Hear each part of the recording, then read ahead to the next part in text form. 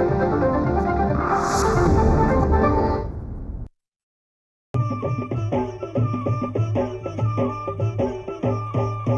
काळी आई धनधान्य देई, ही काळी आई धनधान्य देई.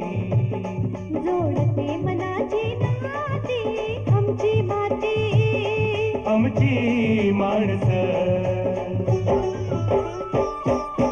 आमची माती, आमची माणसं, आमची माती, आमची माणसं, आमची माती, आमची माणसं, आमची माती, आमची माणसं.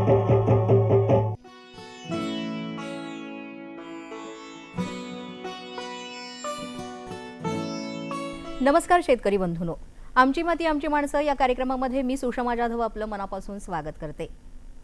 शेतकरी बंधूंनो, राज्याचा विचार केला तर मोठ्या प्रमाणामध्ये भाताची लागवड केली जाते आणि उत्पादन घेतलं जातं. मात्र बदलतं हवामान म्हणूया किंवा इतर काही कारणं आहेत, त्याचबरोबर भात पिकावर होणाऱ्या विविध किडींचा प्रादुर्भाव यामुळे बऱ्याचदा उत्पादनामध्ये घट होते आणि मग अशा वेळेस शेतकरी चिंतेत येतो, त्यांचं उत्पादन आणि उत्पन्न सुद्धा घटतं. मग अशा वेळेस भात पिकावर येणाऱ्या किडींचा जो प्रादुर्भाव आहे तो कसा ओळखावा, त्याचं नुकसान कशा पद्धतीने होतं किंवा केलं जाते, त्या नुकसानीची पातळी ओळखून त्याचं व्यवस्थापन कसं करावं, एकंदरीतच या किडींचा जो प्रादुर्भाव आहे तो रोखण्यासाठी शेतकऱ्यांनी कशा पद्धतीनं उपाययोजना केल्या पाहिजेत, याच विषयाच्या आमची माती आमची माणसं या कार्यक्रमामध्ये आपण जाणून घेणार आहोत. आणि यासाठी आज आपण स्टुडिओमध्ये निमंत्रित केलेला आहे जिल्हा रत्नागिरी दापोली येथील कृषी महाविद्यालयाच्या कृषी कीटकशास्त्र विभागाचे सहयोगी प्राध्यापक डॉक्टर मकरंद करमरकर सर यांना. सर नमस्कार. नमस्कार. आमची माती आमची माणसं या कार्यक्रमामध्ये आपलं मनापासून स्वागत. धन्यवाद. सर, आज आपण भात पिकावरील वेगवेगळ्या किडींचा प्रादुर्भाव कशा पद्धतीने होतो आणि त्याचं व्यवस्थापन कसं करावं याविषयी जाणून घेणार आहोत. पण आपण आता सद्यस्थिती पाहिली तर भात पिकाविषयी तुम्ही काय सांगाल? आता या वर्षीचं आपण जर बघितलं तर आपल्याला सगळ्यांना माहिती आहे की अल निनोच्या प्रभावामुळे यावर्षी जो नियमित पाऊस आपल्याकडे पडतो त्याला उशिराने सुरुवात झालेली आहे. साहजिकच भात पिकाची जी लावणी आहे ती अजूनपर्यंत सुद्धा चालू आहे आणि साधारण ऑगस्टचा पहिला आठवडा किंवा पहिले 15 पर्यंत ही लावणी चालू शकते. आत्ता जो पाऊस पडतोय तो अतिशय व्यवस्थित पाऊस आहे, त्याच्यामुळे सध्या तरी भात पिकावर कोणत्याही प्रकारच्या किडींचा प्रादुर्भाव आपल्याला दिसून येणार नाही. परंतु यानंतर साधारण 30 ते 40 दिवसानंतर म्हणजे साधारण 40 दिवसानंतर भात पिकामध्ये ज्या वेळेला फुटव्यांची अवस्था असते, त्याच्यानंतर आणखीन पुढे पोटरीची अवस्था असते, त्यावेळेला समजा जर ढगाळ वातावरण असलं किंवा ऊन असलं, पावसाची जर उघडीप असली तर अशा वेळेला भातावर पिवळा खोडकिडा असेल, लष्करी अळी असेल, निळे भुंगेरे असेल किंवा तपकिरी तुडतुडे असेल, यासारख्या किडींचा फार मोठ्या प्रमाणावर आपल्याला प्रादुर्भाव होण्याची शक्यता आहे. आणि त्याच्यामुळे लावणी झाल्यानंतर पुढे साधारण 30 ते 40 दिवस आणि पीक पोटरीवर येईपर्यंत शेतकरी बंधूंनी अतिशय चांगल्या प्रकारे शेतामध्ये जाऊन त्याचं निरीक्षण करणं आणि आपल्या पिकावर कुठली कीड आहे किंवा नाही याची खात्री करणं हे अतिशय आवश्यक आहे. भात हा फार अतिशय महत्त्वाचा अन्नपदार्थाचा घटक आहे आणि मला वाटतं मोठ्या प्रमाणात लागवड केली जाते आणि त्यामध्ये वेगवेगळ्या किडींचा प्रादुर्भाव जाणवतो आणि त्यामुळे नुकसान सुद्धा खूप होतं. पण प्रामुख्यानं आपण विचार केला, जसं तुम्ही सांगितलात वेगवेगळ्या किडी, तर त्यामध्ये खोडकीड जे आहे त्या खोडकिडीचा प्रादुर्भाव कसा ओळखला पाहिजे? आता खोडकीड जर आपण बघितली तर साधारण त्याची मादी जी असते ती पिवळसर नारिंगी रंगाची असते आणि सहज ओळखायचं म्हणजे तिच्या पुढच्या पंखावर आपल्याला एक काळा ठिपका दिसतो. त्याचबरोबर त्या मादीने जी शेतामध्ये अंडी घालते तिची सुद्धा एक विशिष्ट पद्धत असते की पानाच्या टोकाकडे अंडी पुंजक्याने घातली जातात आणि ती सगळी जी अंडी असतात ती पूर्णपणे नारिंगी रंगाने आच्छादलेली असतात, नारिंगी रंगाने झाकलेली असतात. त्याच्यामुळे आपण जर शेतामध्ये गेलो तर आपल्याला सहज लक्षात येतं की या आपल्या शेतामध्ये खोडकिडीचा प्रादुर्भाव आहे. आता या किडीची अळी अवस्था जी असते ती पिकाचं नुकसान करते. रोपवाटिकेमध्ये असेल किंवा पिकाच्या वेगवेगळ्या अवस्था असेल, म्हणजे फुटव्यांची अवस्था असेल, पीक पोटरीची येण्याची अवस्था असेल, या सगळ्या अवस्थांमध्ये या किडीचा आपल्याला शेतामध्ये प्रादुर्भाव आढळून येतो. आता या किडीमुळे काय होतं की ज्या वेळेला कीड अंड्यातून बाहेर पडते, सुरुवातीची अवस्था असते त्यावेळेला जी कोवळी पानं असतात त्या पानांवरती आपली उपजीविका करते. त्याच्यानंतर ती खालच्या बाजूला येते आणि मग खोडाला छिद्र पाडून जो आतला भाग असतो तो पूर्णपणे खाऊन टाकते. यामुळे काय होतं की एक विशिष्ट प्रकारची लक्षणं आपल्याला शेतामध्ये दिसतात. म्हणजे ज्या वेळेला पीक आपलं फुटव्यांच्या अवस्थेला असेल आणि आतला सगळा भाग ज्या वेळेला ती कीड खाते तेव्हा जो मधला जो भाग असतो तो पूर्णपणे सुकलेला दिसतो त्याला आपण गाभामर असं म्हणतो. बरं. आणि ज्या वेळेला पीक तुमचं पोटरीच्या अवस्थेमध्ये असेल त्यावेळेला काय होतं की लोंबी पूर्णपणे बाहेर येत नाही आणि मग दाणे न भरलेली लोंब अर्धवट बाहेर पडते, पांढऱ्या पिसीसारखी ती दिसते, त्याला आपण पळींज म्हणतो. म्हणजे या किडीच्या प्रादुर्भावामुळे ही दोन विशिष्ट लक्षणं आहेत की ज्याला आपण गाभावर म्हणतो आणि पांढरं पीस किंवा पळींज म्हणतो. की अशी लक्षणं ज्यावेळेला आपल्या शेतामध्ये दिसतात त्यावेळेला आपल्या लक्षात येतं की आपल्या शेतामध्ये खोडकिडीचा हा प्रादुर्भाव झालेला आहे. आणि त्याचं नुकसान खूप मोठ्या नुकसान प्रमाणात खूप मोठ्या प्रमाणावर होतं आणि सुरुवातीच्या अवस्थेमध्ये नुकसान लक्षात येत नाही, कारण आपण बघितलं की खोडकिडीची जी अळी असते ती खोडामध्ये नुकसान करते. त्याच्यामुळे ज्यावेळेला तिची लक्षणं दिसतात त्यावेळेला शेतकऱ्यांच्या लक्षात येतं, तोपर्यंत तिने नुकसान केलेलं असतं. बरं. मग या खोडकिडीचा प्रादुर्भाव रोखण्यासाठी शेतकऱ्यांनी त्याचं व्यवस्थापन कसं केलं पाहिजे? आता व्यवस्थापनाचं जर आपण बघितलं तर कुठलीही एखादी पद्धत वापरून या किडीचं आपण व्यवस्थापन करणं शक्य होत नाही. त्याच्यामुळे एकात्मिक पद्धत जी आपण म्हणतो, एकात्मिक कीड व्यवस्थापन, त्याच्यामध्ये जे निरनिराळे घटक येतात त्यांचा आपण वापर करायचा. आता आपण बघितलं की या किडीची जी मादी आहे ती अंडी पुंजक्यामध्ये घालते. तर समजा आपण एक अंडीपुंज नष्ट केला तर साधारण 200-300 अळ्या आपण नष्ट करू शकतो. त्याच्यामुळे शेतकरी बंधूंनी ती जी अंडीपुंज आहेत ते नष्ट करावेत. लागवड केल्यानंतर शेतामध्ये कामगंध सापळे असतील ते साधारण 20 सापळे प्रति हेक्टरी किंवा प्रकाश सापळ्यांचा वापर करावा. आता हे जे सापळे आहेत, म्हणजे कामगंध सापळा असेल किंवा प्रकाश सापळे असेल, याचा दोनही प्रकारे उपयोग होतो की किडीचं नियंत्रण होतं.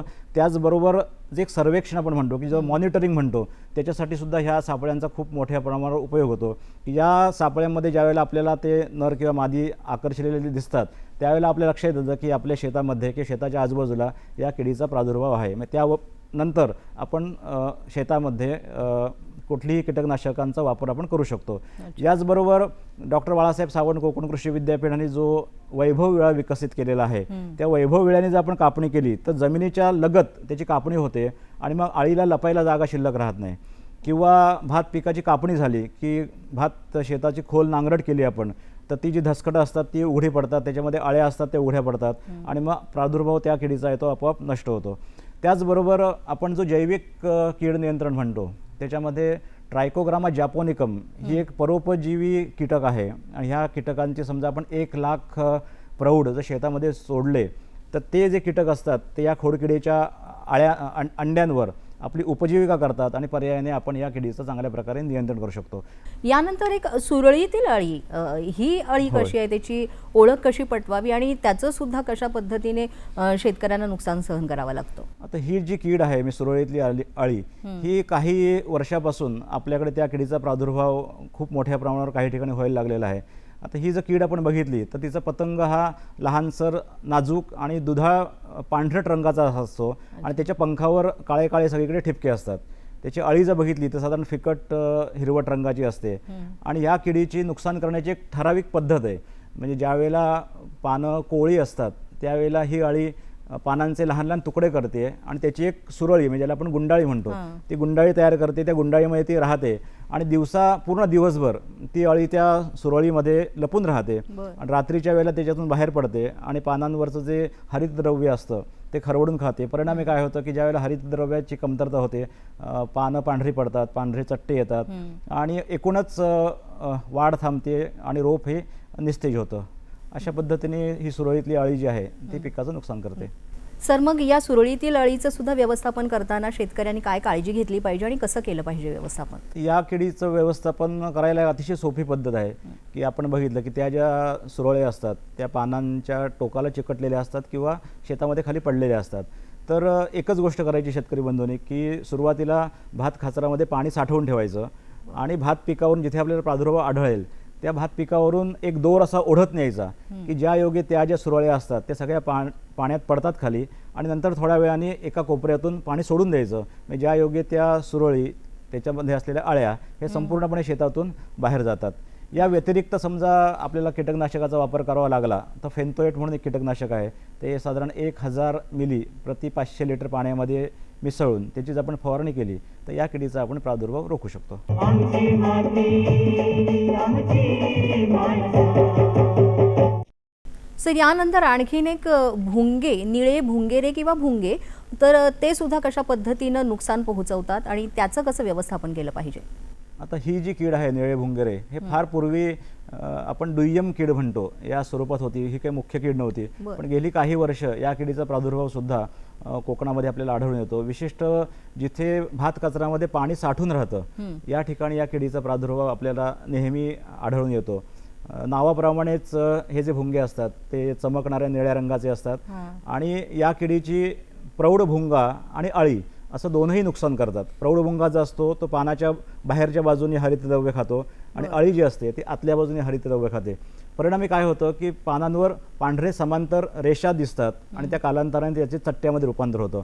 आणखीन काही कालावधी गेला की हे जे चट्टे आहेत ते तपकिरी होतात, म्हणजे थोडक्यात जळल्यासारखे होतात आणि संपूर्ण जे पीक आहे, संपूर्ण भातशेत आहे ते आपल्याला जळल्यासारखं दिसतं. आता या किडीचा जो प्रादुर्भाव आहे साधारण तेव्हा ज्या वेळेला आपलं भात पीक फुटव्यांच्या अवस्थेमध्ये असतं किंवा पोटरी अवस्था येण्यापूर्वी या किडीचा प्रादुर्भाव होतो आणि परिणामी काय होतं की नंतरच्या अवस्थेमध्ये लोंब्या येण्याची जी स्थिती असते त्याच्या अगोदर पूर्णपणे शेत जळाल्यामुळे त्याचा साहजिकच उत्पादनावर विपरीत परिणाम होतो. मग याचं व्यवस्थापन कसं केलं पाहिजे शेतकऱ्यांनी?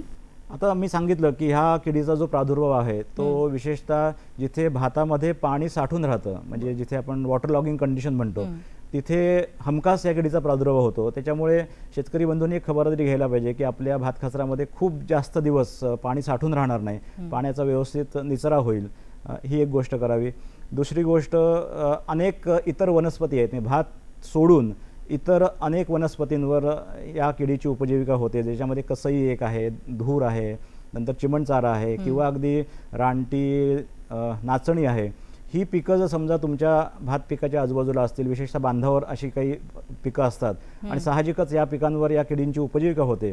त्याच्यामुळे शेतकरी बंधूंनी एक विशेष काळजी घ्यावी की आपले जे बांध असतील त्याच्यावर अशा पद्धतीच्या वनस्पती वाढणार नाहीत. विशेषतः जी विविध प्रकारची गवतं आहेत सांगितली की धूर असेल, चिमणचारा असेल, ती नष्ट करावीत आणि यानंतर ज्या वेळेला आवश्यकता वाटेल तेव्हा क्विनॉल-फॉस असेल किंवा लॅम्बडा सायलोथ्रिन असेल यांची जी शिफारस केलेली मात्रा आहे याप्रमाणे जर आपण फवारणी केली तर या किडीचं आपण नियंत्रण करू शकतो. यानंतर सुद्धा आणखीन सुद्धा बऱ्याच किडी आहेत, तर यामध्ये गादमाशी, आता हा किडीचा कोणता प्रकार आहे आणि त्याचा सुद्धा प्रादुर्भाव कशा पद्धतीने शेतकऱ्यावर त्याचं नुकसान जे आहे ते सहन करावं लागतं?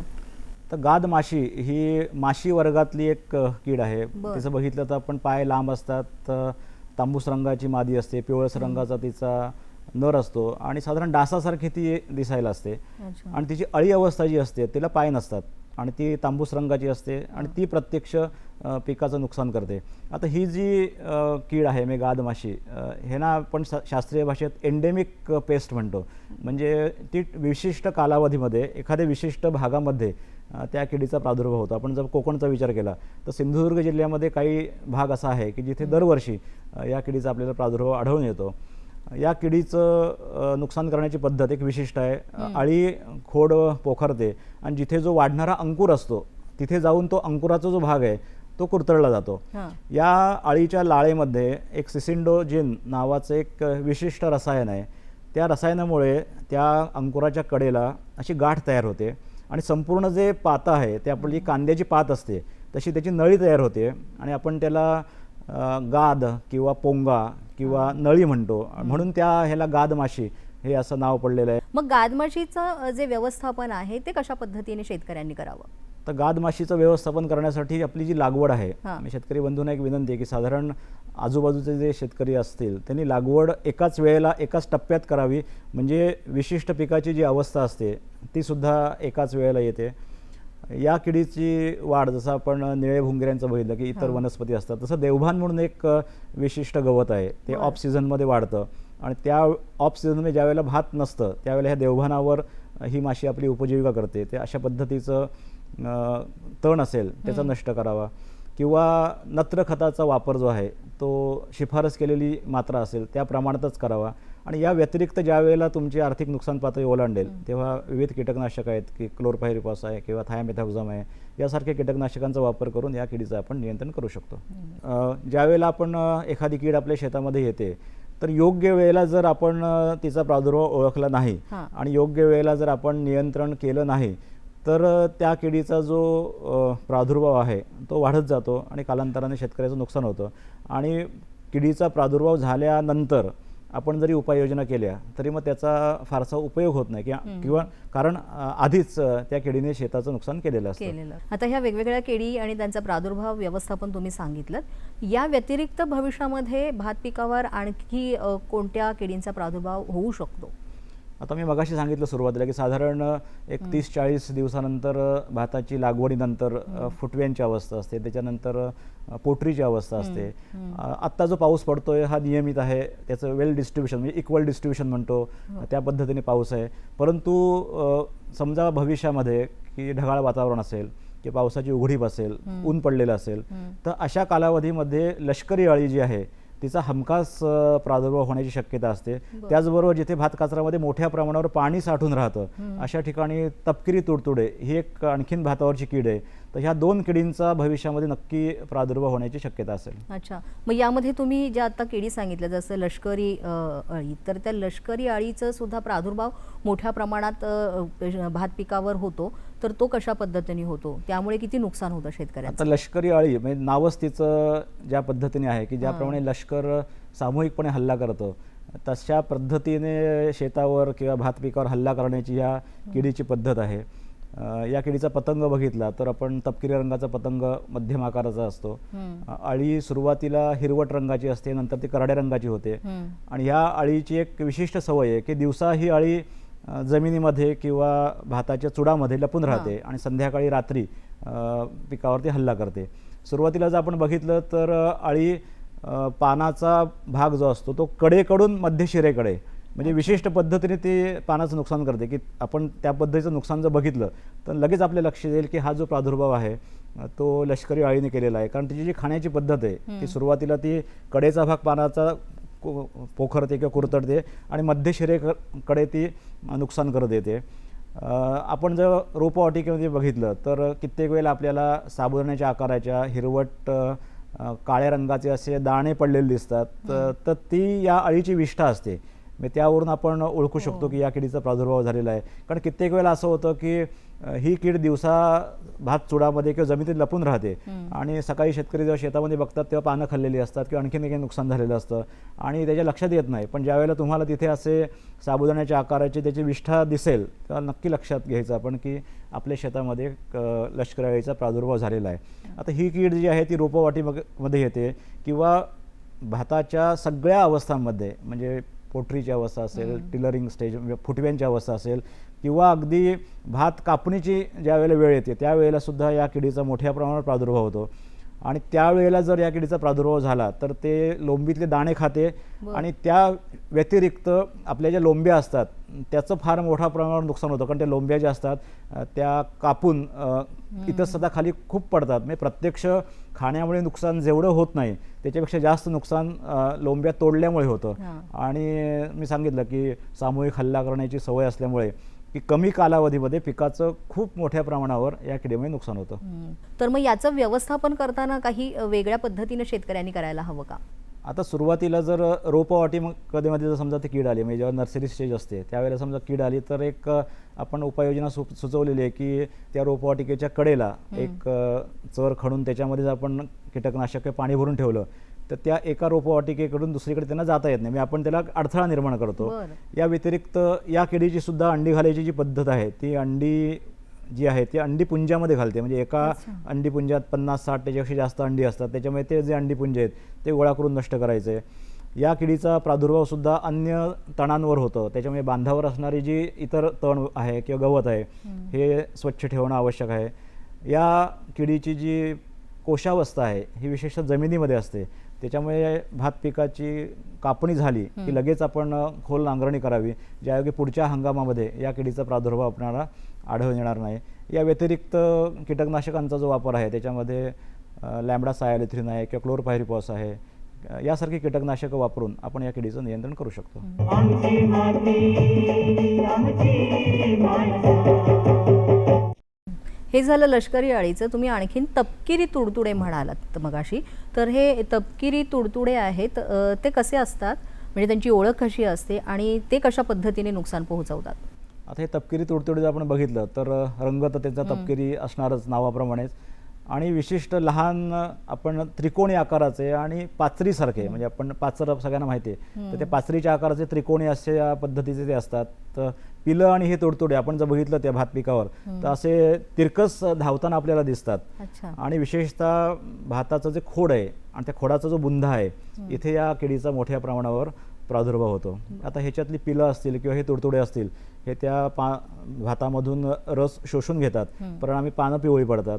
आणि खूप मोठ्या प्रमाणावर जर प्रादुर्भाव असला तर शेतामध्ये एक विशिष्ट प्रकार आहे असा गोलाकार पद्धतीने काही भाग, ठराविक भाग हा पूर्णपणे जळल्यासारखा दिसतो. त्याला शास्त्रीय भाषेमध्ये आपण हॉपर बर्न म्हणतो. म्हणजे आपण दुरून जरी बघितलं तरी शेतामध्ये आपल्याला दिसेल की एखादा मधला भाग असा गोलाकार पद्धतीने पूर्णपणे भाग तो जळलेला गेलेला आहे, म्हणजे आपण पूर्णपणे पिवळा पडलेला आहे. त्यावरून आपल्याला लक्षात येतं की आपल्या शेतामध्ये या तपकिरी तुडतुड्यांचा प्रादुर्भाव झालेला आहे. आता ज्या वेळेला अशा मोठ्या पद्धतीने प्रादुर्भाव होतो, पूर्णपणे भात पीक जळून जातं, वाळून जातं, परिणामी त्याच्यावर लोंब्या येत नाहीत. समजा लोंब्या आल्याच जरी तर त्याच्यात दाणे, पोचचे दाणे असतात, लोंब्या पूर्णपणे भरत नाहीत आणि शेतकऱ्याचं नुकसान होतं. आणि विशेषतः ही कीड जिथे पाण्याचा निचरा व्यवस्थित होत नाही, भात कचऱ्यामध्ये भरपूर पाणी साठून राहतं, खूप जास्त दिवसांपर्यंत जिथे पाणी साठून राहतं, तर त्यावेळेला या किडीचा प्रादुर्भाव होण्याची शक्यता जास्त असते. कारण ज्यावेळेला रिलेटिव्ह ह्युमिडिटी किंवा ते ठराविक जे मायक्रो क्लायमेट आहे ते जर विशिष्ट तयार झालं तर या किडीचा तिथे नक्की प्रादुर्भाव होतो. अच्छा, मग या तपकिरी तुडतुड्यांचं व्यवस्थापन कसं करावं शेतकऱ्यांनी? याच्यासाठी भात पिकाची जी लागवड आहे ती आपण जी शिफारस केलेली अंतर आहे, म्हणजे 20x15, म्हणजे 2 ओळीतलं जे अंतर आहे ते 20 सेंटीमीटर ठेवायचं, 2 चुडातलं अंतर आहे ते 15 सेंटीमीटर ठेवायचं. याचं कारण असं आहे की ज्यावेळेला आपण घट्ट लागवड करतो, तसं मी सांगितलं की ते विशिष्ट मायक्रो क्लायमेट आहे हे त्याला तयार होतं, म्हणजे पुरेशी खेळती हवा राहत नाहीत. त्याच्यामुळे जे शिफारस केलेलं अंतर आहे 20x15 त्या ह्याच्यावर त्याची लागवड करावी. नंतर नत्र खताचा जो वापर आहे, म्हणजे विशेषतः युरियाचा वापर फार मोठ्या प्रमाणावर कधीकधी शेतकरी करतात. त्याच्यामुळे काय होतं की ही जी पिकाची जी वाढ आहे, व्हेजिटेटिव्ह ग्रोथ पर्टिक्युलरली, ही खूप मोठ्या प्रमाणावर होते. हिरवीगार आपलं शेत दिसतं, बघायला आपल्याला चांगलं वाटतं, पण ज्यावेळेला हिरवगार जास्त शेत असतं त्यावेळेला अशा ज्या काही रसशोषक किडी आहेत त्या पण फार मोठ्या प्रमाणावर तिथे आकर्षित जातात. त्याच्यामुळे शेतकरी बंधूंनी काळजी घेणं आवश्यक आहे की जेव्हा आपण खतांचा वापर करतो तर तो शिफारस केलेली खतं आहेत त्यांच्या संतुलित मात्रा जी आहेत त्या प्रमाणावरच वापर करावा. विशेषतः जी नायट्रोजनची खतं, नत्रयुक्त खतं आहेत त्यांचा अवाजवी जास्त वापर केला तर या किडीचा प्रादुर्भाव वाढतो. कार्यक्रमाच्या शेवटच्या टप्प्यात आपण पोहोचलोय सर. या सगळ्या किडींव्यतिरिक्त सुद्धा आणखीन कोणत्या किडींचा प्रादुर्भाव होतो का भात पिकावर? या व्यतिरिक्त पाने गुंडाळणारी अळी आहे किंवा लोंबीवरील ढेकण्या, अशा ह्या 2 किडी आहेत. आता पानं गुंडाळणारी जी अळी आहे ती नावाप्रमाणेच अळी जी असते ती पानाच्या दोन्ही कडा ज्या असतात त्या तिच्या तोंडातून जो एक द्रव्य असतो त्याने गुंडाळून घेते. म्हणजे आपण जर नीट बघितलं शेतामध्ये ज्या वेळेला किडीचा प्रादुर्भाव चालू असेल तर जसे आपण मशीनवर टाके घालतो अशा पद्धतीने ते टाके घातलेले असतात आणि पूर्णपणे पानाची गुंडाळी केलेली असते. ती त्या गुंडाळीमध्ये आत राहते आणि आतला भाग सगळं खरवडून खाते. पर्यायाने भात पिकावर पांढरे चट्टे दिसतात, पिकाची वाढ नीट होत नाही आणि परिणामी त्याचं नुकसान होतं. त्याचबरोबर दुसरी जी कीड आहे की लोंबीवरील ढेकण्या, या किडीचा प्रौढ आणि त्याची जी पिलं असतात ही कीड विशेषतः ज्यावेळेला दाणे भरण्याची अवस्था असते, म्हणजे आपण दुधाळ म्हणतो, आपण मिल्की स्टेज म्हणतो त्याच्या भाताची, त्यावेळेला एक छिद्र पाडतात आणि आतला दाण्यामधला जे दाणे वाढत असतात, म्हणजे दुधाळ अवस्थेत असतात, त्यातला आतला रस शोषून घेतात आणि त्याच्यामुळे काय होतं की ते दाणे जे असतात ते पोचे राहतात. म्हणजे लोंब असते परंतु कित्येक वेळेला आपल्याला असं होतं की दाणे पोचे आहेत, आत त्यात भरलेलं काही नसतं आणि नंतर जेव्हा आपण बघतो तेव्हा एक लहान सूक्ष्म छिद्र तिथे दिसेल आणि त्याच्या बाजूला काळपट तपकिरी रंगाचा ठिपका तिथे वाढलेला असतो. तर अशा पद्धतीने या किडीमुळे प्रत्यक्ष दाण्यांचं नुकसान होतं आणि लोंबी तर आपल्या शेतात असतात परंतु प्रत्यक्ष ज्या वेळेला आपल्याला आपण त्याचं हार्वेस्टिंग करतो त्यावेळेला ते दाणे पूर्णपणे भरलेले नसतात. अशा पद्धतीने पाने गुंडाळणारी अळी असेल किंवा लोंबीवरील ढेकण्या असेल, या सुद्धा महत्त्वाच्या किडी आहेत, त्या सुद्धा भात पिकाचं नुकसान मोठ्या प्रमाणावर करतात. आणि भात असं पीक आहे की त्याची पहिली रोपं तयार करावी लागतात, त्याची नंतर लावणी करावी लागते, ती प्रक्रिया सुद्धा खूप मोठी आणि व्यवस्थित करावी लागते. यामध्ये जसं वेगवेगळ्या किडी सांगितलं तसंच खेकडे आहे असो किंवा मग उंदीर, त्यांचा सुद्धा प्रादुर्भाव मोठ्या प्रमाणामध्ये किंवा त्रास होतो, तर त्याविषयी काय सांगाल? आता खेकड्यांचा जो प्रादुर्भाव आहे तो विशिष्ट सुरुवातीच्या अवस्थेमध्ये ज्या वेळेला रोपवाटिकेमध्ये भात पीक असतं किंवा अगदी लागवड केल्यानंतर सुरुवातीच्या वेळेला खेकड्यांचा प्रादुर्भाव फार मोठ्या प्रमाणावर होतो. खेकडे आपल्याला माहिती आहे की जे भात ची रोपं असतात ती चावतात आणि आपल्या बेळामध्ये नेऊन ठेवतात. त्याच्यामुळे कित्येक वेळेला असं होतं की रोपवाटिकेतली जी रोपं आहेत त्यांची संख्या खूप कमी होते. काही वेळेला ज्या वेळेला खेकड्यांचा प्रादुर्भाव खूप मोठ्या प्रमाणावर असेल तेव्हा शेतकऱ्यांना काही वेळेला परत भात पिकाची पेरणी करण्याची सुद्धा वेळ येते आणि या पद्धतीने ते पिकाचं मोठ्या प्रमाणात नुकसान करतात. सर, एकूणच आपण पाहिलं तर या वेगवेगळ्या किडींच्या प्रादुर्भावामुळे मोठ्या प्रमाणात नुकसान होतं. ती नुकसानीची पातळी सुद्धा खूप मोठी असते. मग शेतकऱ्यांनी या किडींचा प्रादुर्भाव रोखण्यासाठी एकत्रितपणे कशा पद्धतीने व्यवस्थापन केलं पाहिजे? आता सगळ्यात महत्त्वाचं आहे की कुठल्याही किडींच्या बाबतीत ज्यावेळेला आपण व्यवस्थापन म्हणतो त्यावेळेला एखादी कीड ज्यावेळेला आपल्या शेतात दिसते तेव्हा लगेच त्याची उपाययोजना करणं हे आर्थिकदृष्ट्या फायदेशीर होत नाही. त्याच्यासाठी प्रत्येक किडींची अशी एक आर्थिक नुकसान पातळी ठरवलेली असते.